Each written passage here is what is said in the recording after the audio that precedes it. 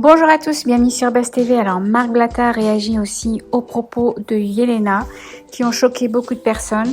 Elle a décidé de mettre un message pour s'excuser. Je vous laisse avec la vidéo. Bon la famille, j'espère que vous allez bien.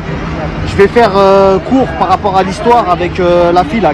Je la connaissais même pas avant elle. À la base, je sais même pas qui c'est. Donc la famille, les agissements comme ça des gens qui cachent un côté au fond d'eux islamophobe. N'ayons pas peur des mots islamophobes. Quand il y a des antisémites, les gens ils aiment bien dire c'est des antisémites. Donc quand il y a des islamophobes, il faut dire c'est des islamophobes. Ou en tout cas, jusqu'à preuve du contraire.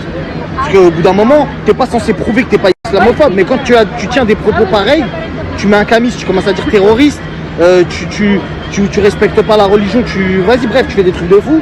Faut t'attendre à ce qu'il y ait le retour des gens qui respectent leur communauté, qui, entre guillemets, prennent la parole sur ce que tu as fait. Et aujourd'hui, mes frères, parce que c'est pas seulement mes frères sur les réseaux sociaux, c'est mes frères dans la vraie vie, c'est des frères également en islam, c'est mes frères. Je parle de Dylan, de Marvin, de Hicham, de Ahmed, de Amir. Aujourd'hui, eux aussi, ils ont pris la parole parce que ce qui me fait autant plaisir, c'est que eux aussi, ils n'ont pas peur de dire qu'ils sont musulmans.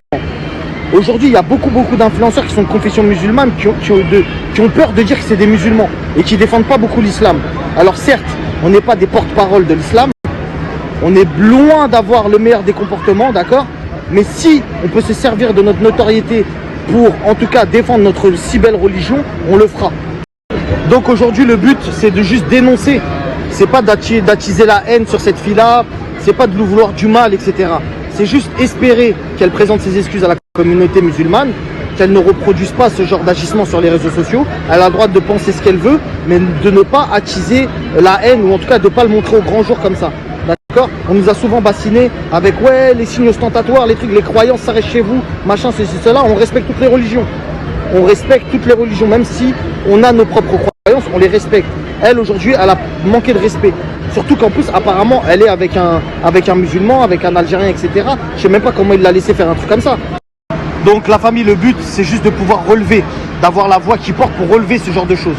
Parce que quand il y a des gens qui font des dingueries sur Internet, c'est souvent relevé quand c'est un musulman qui faute. Parce que chez nous aussi, en tant que musulmans, il faut aussi le dire.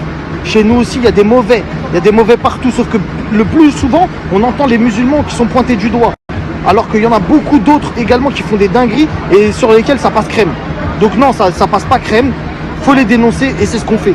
Donc on les dénonce, rien de plus. On n'attise pas la haine. On veut pas trouver là où elle habite pour aller lui faire du mal, qu'elle dorme tranquille. Non, on s'en fout. On veut juste que la justice soit faite. Si elle doit être boycottée, elle sera boycottée. Fin de l'histoire. En tout cas, vous avez vu son vrai visage dans les snaps.